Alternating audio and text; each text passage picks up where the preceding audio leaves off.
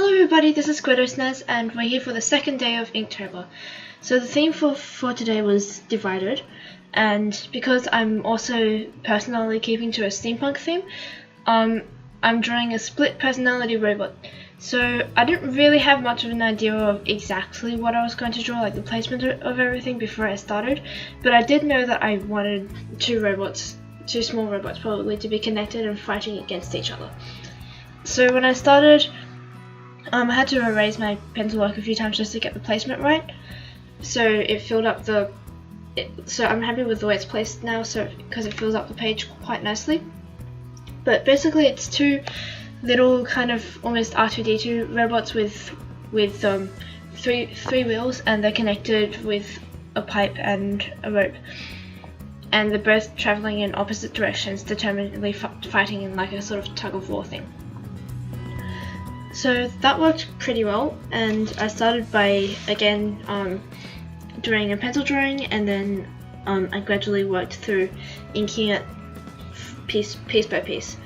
You just saw me adding in a little semicircle below it. Later on I filled that semicircle with patterns, and I guess you'll see it later, but I'm not exactly sure if I like the way it turned out. I needed something there so they weren't just floating, but I didn't want to just have a floor because that would be kind of boring.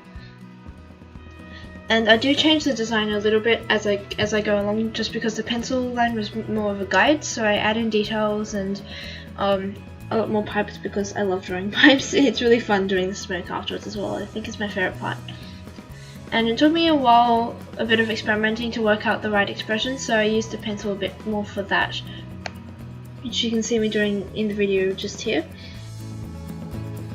Again, I haven't really been thinking that much about the way the robots would logically work. It's kind of just a design, because it just takes too much time to work out where the steam engines are placed and which parts move, and I mean, realistically speaking, there's not enough room inside these robots with the size of those steam engines to actually fit the pistons which would move the wheels, but hey, it's a drawing. So I don't have much more to say at this current point in time, so I'm just going to put the music back on, and I'll talk to you again at the end of the video.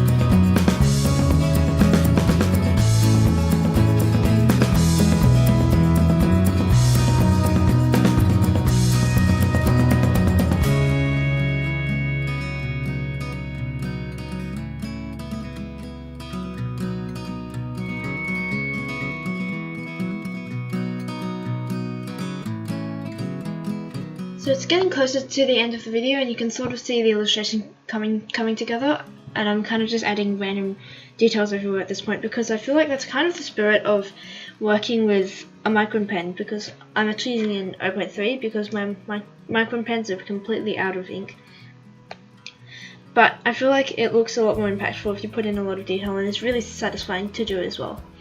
So, also I feel like adding detail kind of characterizes the robots apart. I mean, I did purposely try and make changes by changing, like, because they're all segmented, changing the distance between the segments and basically just the placement of everything. And I really like how the pipe is bent so that it just adds a bit of unevenness, and one has like an eye higher and the other lower. I don't know, just little things like that which I think kind of make it interesting.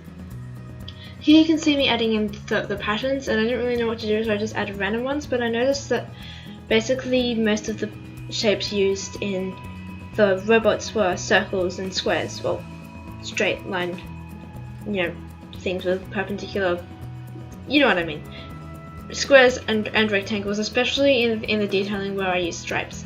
So I started adding circles, but then I changed to triangles in the next rows because I felt like that would make some nice contrast. And the way I shaded the circles was supposed to look like skid lines so that it shows that they're going in the opposite direction. I then add in the smoke, which was a bit tricky because I did want to show that they were moving and therefore the smoke would go behind them, but it kind of more looks like the wind is coming from both directions at once, which is completely illogical, but it does look interesting. And again, I really love shading the smoke, and this is a new technique I've come up with recently because I was watching a Studio Ghibli animation and they do smoke kind of like this. So the video's almost finished, and final thoughts on this? Yeah, I liked it, but I think working on a smaller scale means that you can't always add in as many details, but because this is Inktober and I'm trying to finish each drawing in under half an hour to work on how fast I can do this, it's pretty good. The composition is a little bit strange because it's quite uneven, especially with the smoke. I liked it before I added in the smoke, but I think the smoke kind of disrupted it a bit.